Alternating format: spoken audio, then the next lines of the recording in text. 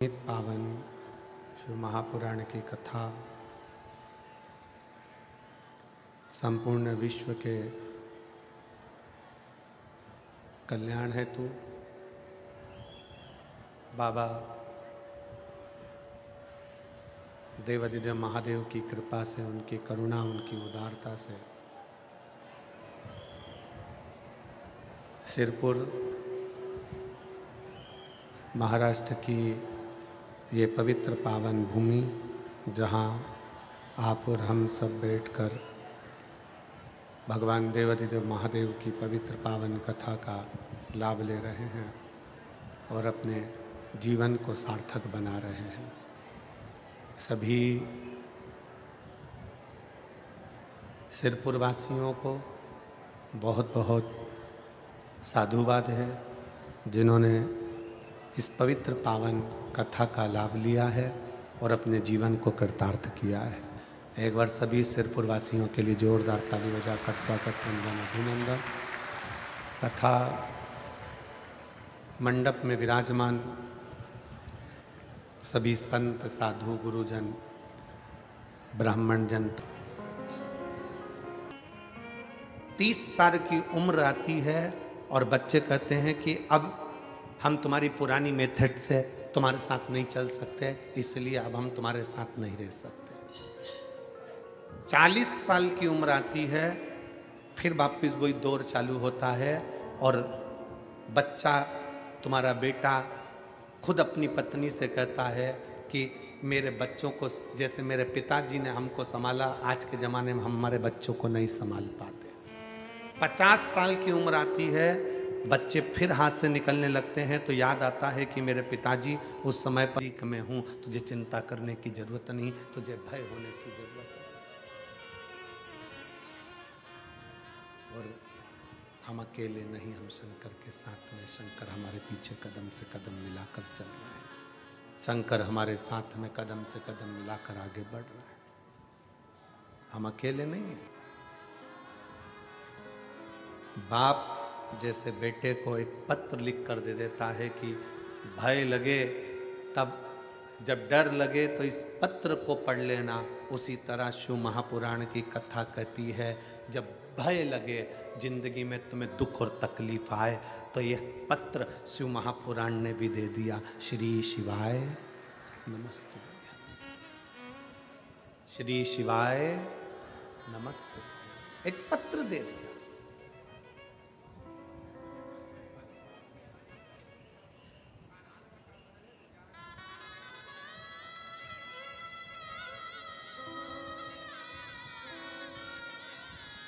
कल हम जब यहाँ से गए, जिनके यहाँ ठहरे हैं वहाँ पर बाहर बहुत सारे लोग खड़े थे, उसमें से एक बोलता है, गुरुजी मेरी गाड़ी बड़ी तकलीफ देती है, अब मेरी पुरानी गाड़ी बेच के मैं नई ले लूं क्या?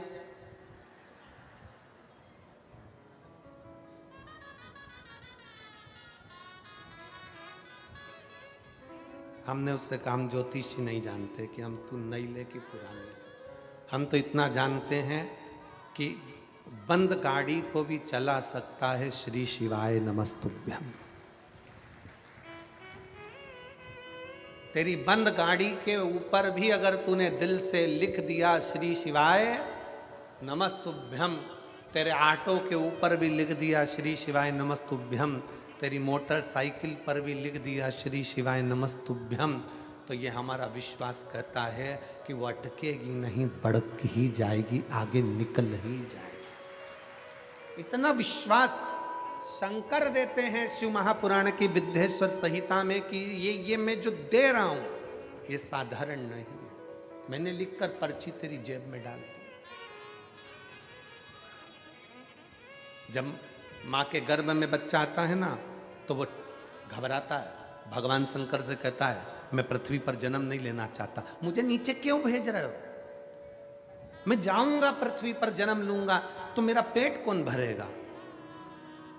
मैं पृथ्वी पर जन्म लूंगा तो मैं जन्म लेते से तो नौकरी नहीं कर सकता, कमाने नहीं जा सकता, मेरा पेट कौन भरेगा? मैं जन्म लेते से मेरे पास में तो कुछ भी नहीं रहेगा, मेरे पास ना मकान है, ना प्रॉपर्टी है, ना मेरे सोना है, ना चांदी है, ना बर्तन है, ना भांडे है, कुछ भी मेरे पास में नहीं है। मैं जन्म ले लूँगा तो मेरे को देगा कौन? शंकर भगवान ने जीव को माँ के गर्भ में भेजने से पहले वचन दे दिया, तू चिंता मत कर, जिस घर में तू जन्म लेगा उस घर में तुझे दो शंकर और पार्वती का प्रतिबिंब मिलेंगे, एक तेरे पिता, एक तेरी माँ।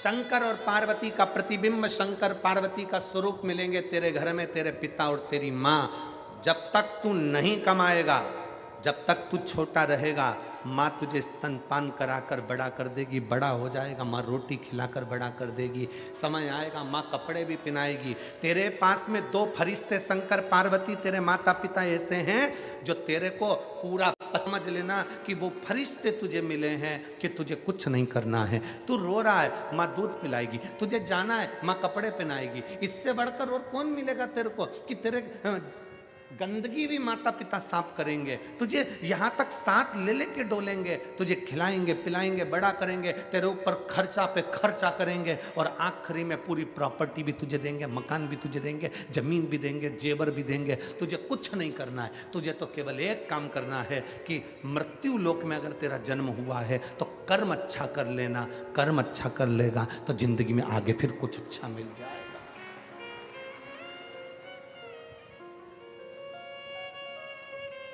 सिरपुर महाराष्ट्र की इस पवित्र कथा में 12-12 घंटे लगातार भोजन भंडारा चल रहा है, 12 घंटे लगातार। सिरपुर महाराष्ट्र की इस कथा में लाखों की संख्या में शिव भक्त हैं। अगर भोजन भंडारा 15 मिनट के लिए भी बंद कर दिया जाए तो वहां पर भीड़ बढ़ जाती है। इसलिए जरा विचार करिए कि भीड़ ना बढ़े तो 12 घंटे लगातार भंडारा चल रहा है।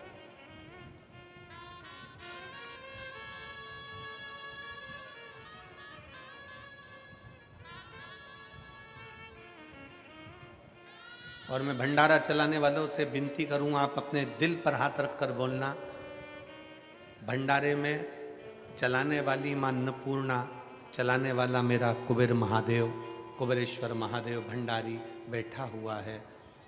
जितना आप खिलाओगे मेरा भोले बाबा दूसरे दिन उतना और दुगना लाकर भर जाएगा और भंडारा चलाता है। रीत है कुबेरेश्वर महादेव की। सीहोर में आने वाला शिव भक्त जब भगवान शंकर के कुबेरेश्वर धाम पर पहुंचता है, कुबेरेश्वर धाम पर पहुंचता है तो हम उसको एक ही बात कहते हैं, यहाँ पर तुम आए हो, इतना विश्वास मानकर चलना कि कुबेरेश्वर बाबा क्या देता है ये उसको ही मालूम। क्या देगा, कैसे देगा, कब देगा, ये उसके ऊपर निर्भर कर, आश्रित होकर। घर में दो फरिश्ते हैं, शंकर और पार्वती का रूप है घर के बुजुर्ग माता और पिता। ये शंकर का स्वरूप है, ये शिव का रूप है। जिसने इनको पहचान लिया, जो इनको पहचान गया, फिर उसको कहीं जाने की जरूरत नहीं पड़ी। शंकर खुद उनके दरवाजे पर आया है। महाराष्ट्र का धाम पंढरपुर, हरिविठ्ठल का धाम।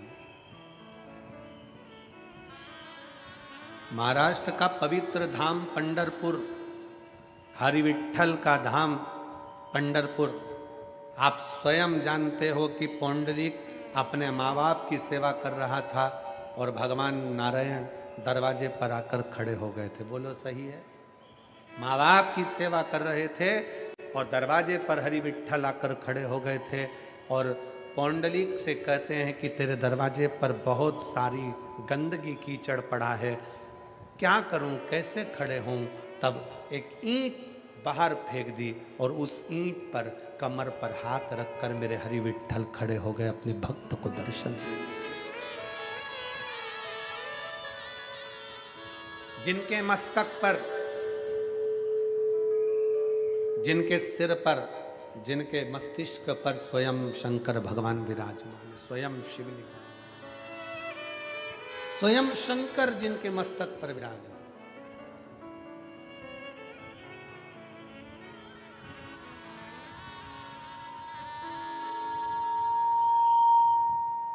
स्वयं शिव जी इनके मस्तक पर विराजमान। अगर माता पिता की सेवा आप कर रहे हैं, माता पिता को श्रेष्ठ मान रहे हैं, माता पिता को श्रेष्ठता दे रहे हैं, तो शिव आपके मस्तक पर है, आपके नजदीक में, आपके करीब में। उसको पहचानने में देरी ना करें। शिव महापुराण की कथा कहती है, रोटी कमाना सरल है, पर रोटी परिवार के साथ में बैठकर खाना, जम के बोलो, कठिन है। अगर आपका पूरा परिवार एक जगह पर बैठकर एक साथ बैठकर भोजन कर रहा है, तो समझ लो कि दुनिया के सबसे सुखी व्यक्ति आप हो, सबसे सुखी। पानी में गिरने से कोई मरता है? जम के बोलो जरा, मरता है कि नहीं मरता? तालाब में कोई गिर गया, समुद्र में कोई गिर गया, नदी में कोई बड़ी नदी है, पानी से लबालूम हो रही है, सरोवर है, कुंड है, तालाब है, कुआं है, कोई गिर गया, मरेगा कि नहीं मरेगा? जम के तो बोलो, मरेगा। पर ईमानदारी से बोलो जरा, पानी में गिरने से कोई मरता है?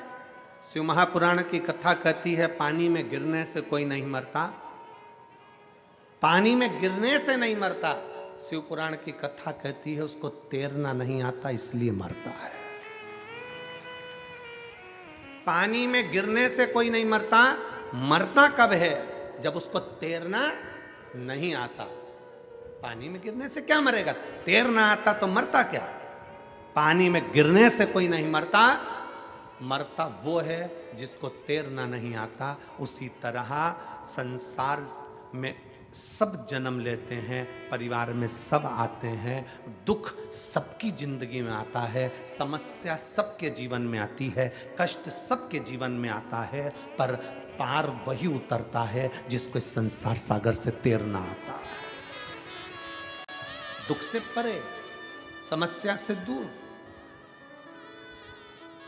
आप सारी समस्या से निपटने के लिए आपने एक बल उत्पन्न कर लिया, सारी समस्या का हल एक लोटा जल। एक लोटा जल आप शंकर जी को समर्पित कर रहे हो, शिव जी को एक लोटा जल चढ़ा रहे हो, शंकर भगवान को एक लोटा जल चढ़ा रहे हो। इससे बड़ा बल तुम्हारे भीतर आ गया कि अब मेरे, जैसे वो बच्चे से जेब में पत्र रख दिया कि तुम चिंता ना करो कि मैं पीछे बैठा हूँ, उसी तरह ये सारी समस्या का हल एक लोटा जल, ये व्यक्ति को वो बल दे दिया कि तुम चिंता मत करो, तुमने एक लोटा जल चढ़ाया है, महादेव तुम्हारे साथ कदम से कदम मिलाकर चल रहा है। और महाराज जब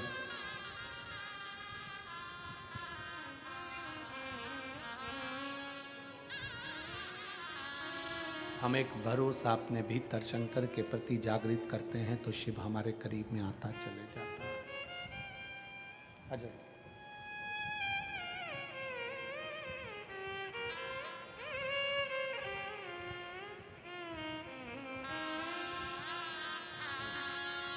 ये बच्चे की माता जी हैं और नानी हैं। एक बार जोरदार ताली बजाएं बच्चे को। ठीक है। शिव तत्व शंकर पर करा भरोसा कभी टूटता नहीं, शिव पर किया गया विश्वास कभी टूटता नहीं है।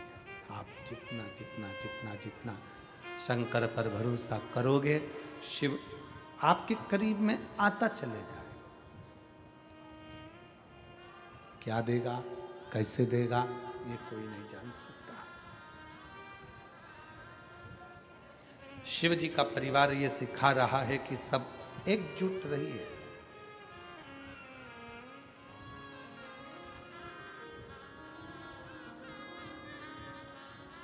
परिवार को छोड़ने की जरूरत नहीं है शंकर को भजने के लिए। घर छोड़ने की जरूरत नहीं है शंकर को भजने के लिए। वस्त्र आभूषण छोड़ने की जरूरत नहीं है शंकर को भजने के लिए। शिव को भजने के लिए तो केवल एक चीज आपको छोड़ना है, और वो है आपके भीतर का अहंकार। अहंकार गया, शिव मिल गया। शंकर अहंकार के बल छोड़ते ही प्राप्त हो जाता है। अभिमान गया और शिव मिला।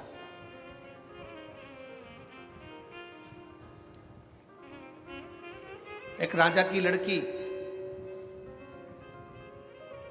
अपने घर में सन्यासी जैसी रहती, कम भोजन करना, भजन ज्यादा करना। लड़की बड़ी हो गई, पिताजी को लगा मेरी बेटी का विवाह करना, किसके साथ करूं? बेटी से पूछा, एक बाप की सबसे बड़ी दौलत है बेटी, और बेटी का कन्यादान बाप को करना पड़ता है।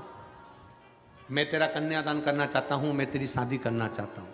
ठीक है पापा, पिताजी आप मेरा कन्यादान कर दो, आप मेरी शादी कर दो, मना नहीं है, पर एक निवेदन है, मैं सन्यासी जैसी जीवन जीती हूं तो मेरा पति भी सन्यासी होना चाहिए। मेरा पति भी सन्यासी हो। मैं सन्यासी जैसा जीवन जीती हूं तो मेरा पति भी सन्यासी हो। राजा ने देखा एक सन्यासी मिल गया, और राजा ने उसके साथ में अपनी बेटी को दे दिया, ब्याह दिया। बेटी शादी कर कर गई कि अब ये भी भजन करेंगे, मैं भी भजन करूंगी, ये भी तप करेंगे, मैं भी तप करूंगी, ये भी साधना करेंगे, मैं भी साधना करूंगी, ये भी भजन करेंगे, मैं भी भजन करूंगी, ये भी कीर्तन करेंगे, मैं भी कीर्तन करूंगी, ये भी मंत्र जाप करेंगे, मैं भी मंत्र जाप करूंगी, ये भी हरि का नाम लेंगे, मैं भी हरि का नाम लूंगी, ये भी स्मरण करेंगे, मैं भी स्मरण करूंगी।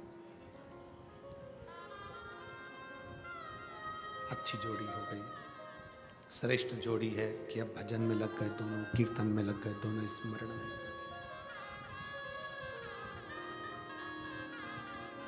1.5 महीना निकला, केवल 1.5 महीना, 1.5 महीना निकला। बेटी भी सन्यासी का जीवन जी रही थी और पति भी सन्यासी का जीवन जी रहा। 1.5 महीना निकला, और 1.5 महीने बाद बेटी ने देखा कि एक कटोरे के अंदर 4 रोटी रखी है, सूखी रोटी। तो बेटी ने अपने पति से पूछ लिया, सन्यासी से पूछा, ये 4 रोटी कैसे रखी हुई है? ये 4 रोटी किसने रखी है? सन्यासी बोले, ये रोटी मैंने रखी है। क्यों? कल अगर कहीं से अन्न नहीं मिला, कल के लिए ये रोटी, रूखी सूखी रोटी मैंने कर दी। पत्नी अपने पति के हाथ जोड़ ली, हाथ जोड़।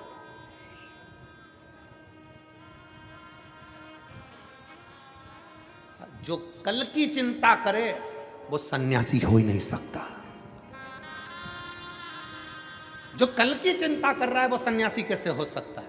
सन्यासी तो वो होता है जो कल की क्या, एक पल की चिंता ना करे। हम तो फिर निवेदन है, आपका समर्थन चाहिए हमको कि जो पानी अंदर बट रहा है वो धूप में बैठने वालों को बांटा जाए। जो पानी अंदर बांट रहे हो वो धूप में जो बैठे हुए हैं 8-8 घंटे से 7-7 घंटे से, उनको दो, तो वो पता ही शिव है। होकर अगर चल रहे हो तो फिर चिंता करने की जरूरत नहीं।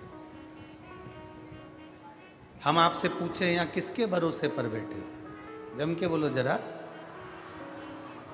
उस भोलेनाथ जी की भरोसे पर बैठे हो ना, भगवान शंकर की भरोसे पर बैठे हो, शिव जी के भरोसे पर बैठे हो। किसी दूसरे के भरोसे पर तो तुम नहीं बैठे हो, किसी दूसरे के आश्रित होकर तो नहीं बैठे हो। अब जब उसके आश्रित होकर बैठे हो तो वो सब संभालेगा। अब सौंप दिया इस जीवन का सारा भार तुम्हारे हाथों। आश्रितता शिव की। हिमालय राज के घर में माता पार्वती जी का जन्म हो गया।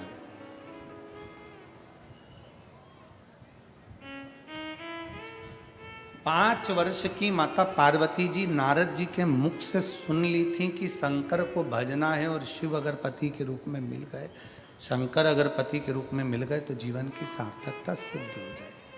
ये पार्वती जी ने सुन लिया, अपने कानों से श्रवण कर लिया कि शंकर को भजना, शिव का स्मरण करना। बस 5 वर्ष की अवस्था धारण कर 5 वर्ष की अवस्था में माता पार्वती जी अपने वन घर से बाहर निकल गई, अपने घर से दूर।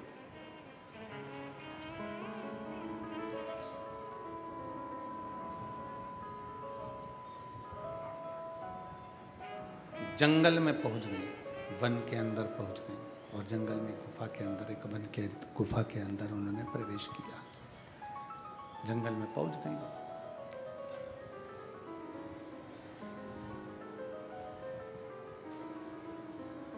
और गुफा के अंदर उन्होंने प्रवेश किया। पार्वती जी की 2 सहेली, उन्होंने पूछा पार्वती से कि तू इतनी छोटी सी अवस्था तेरी, 5 वर्ष की अवस्था तेरी, और जंगल में तू आकर बैठी है, वन में आकर बैठी है, इस वन में निवास कर रही है, इस जंगल के अंदर आकर निवास कर रही है, अगर कोई हिंसक पशु पक्षी तुझे खा गया तो, मान लो किसी ने तेरा भक्षण कर लिया तो। पार्वती जी का एक शब्द बड़ा भारी था।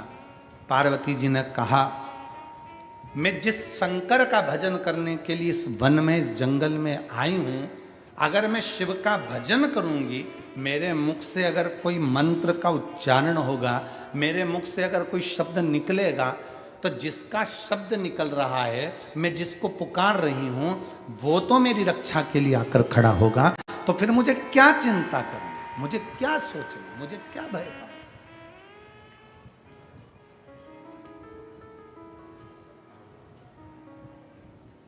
अब मुझे चिंता करने की जरूरत क्या है? अब मैं क्यों टेंशन लूं? मैं किस चीज की चिंता करूं?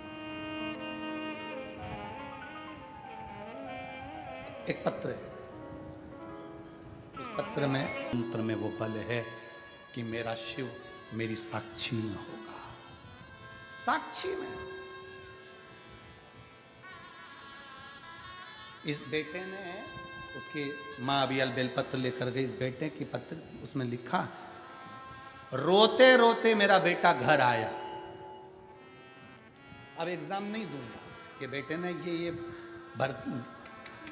पुलिस की नौकरी में लग गया, वो कह रहा है अब मैं एग्जाम नहीं दूंगा,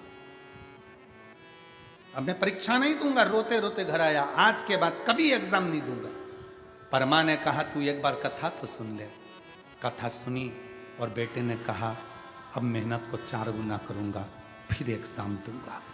बल मिला, बल मिला तो आज पुलिस के पद पर तो बैठ गया, आज कांस्टेबल की नौकरी, पुलिस की नौकरी तो मिल गई। बल ही नहीं होता तो क्या नौकरी लगती?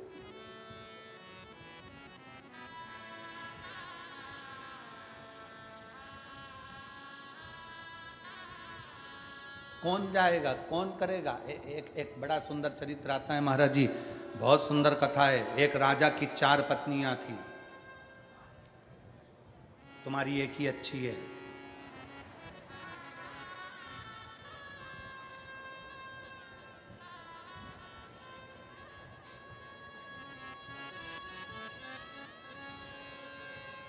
कई लोग कह रहे थे गुरुजी पहले के राजा होन बड़े विचित्र थे, 3-3, 4-4, 5-5 शादी कर लेते थे, आज के जमाने में तो एक नहीं निभ रही है। हमने कहा पहले के राजा उनको कलयुग में जन्म लेना था और करके बता देता, वो तो पुराने जमाने की थी तो निभ गई, आज के जमाने की कौन सी निभ रही।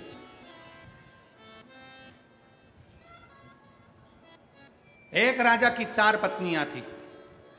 राजा पहली पत्नी को तो देखता भी नहीं था, उसकी ओर तो मुंह भी नहीं करता था।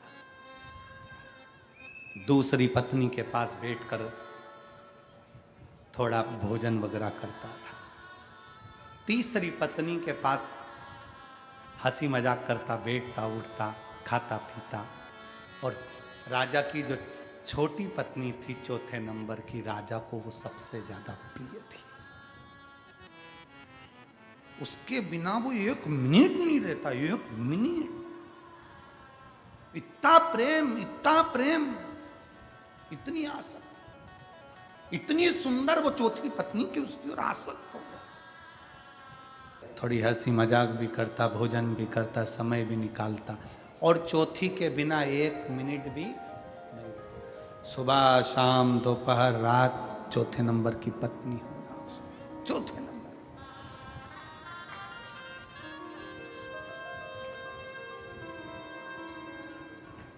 समय निकलता गया, अवस्था ढलती चली गई, राजा मरने पर आ गया।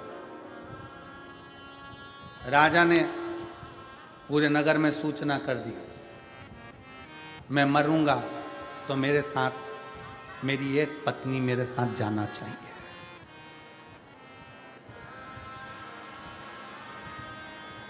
मैं मरूंगा, मेरे मरने पर मेरे साथ मेरी एक pत्नी जाना चाहिए। सूचना करी जाए, मेरे मरने के साथ मेरी कौन सी पत्नी मेरे साथ जाएगी।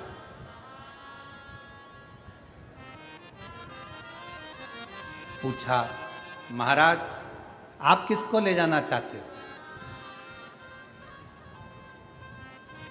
अब जिसके साथ 24 घंटे रह रहा है, हर पल रह रहा है, दिन रात रह रहा है, तो सबसे ज्यादा किसको ले जाना चाहेगा?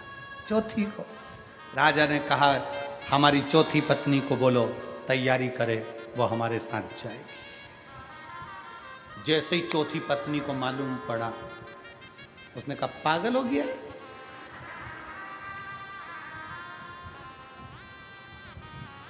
अक्ल नहीं है इसमें।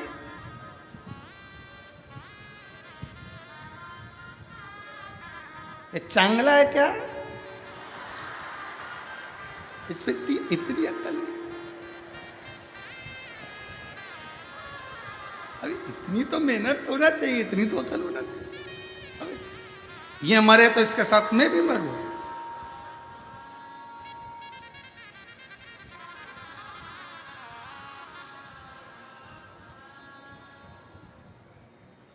पत्नी ने मना कर दिया, मैं नहीं जा सकती। मना कर दो राजा को, मैं ना जाऊंगी। हम इसी का ध्यान नहीं रखते, परमात्मा से मिलने के लिए हमेशा आतुर रहती है। शिव कथा कहती है, पार्वती जी शिव के आश्रित होकर चली।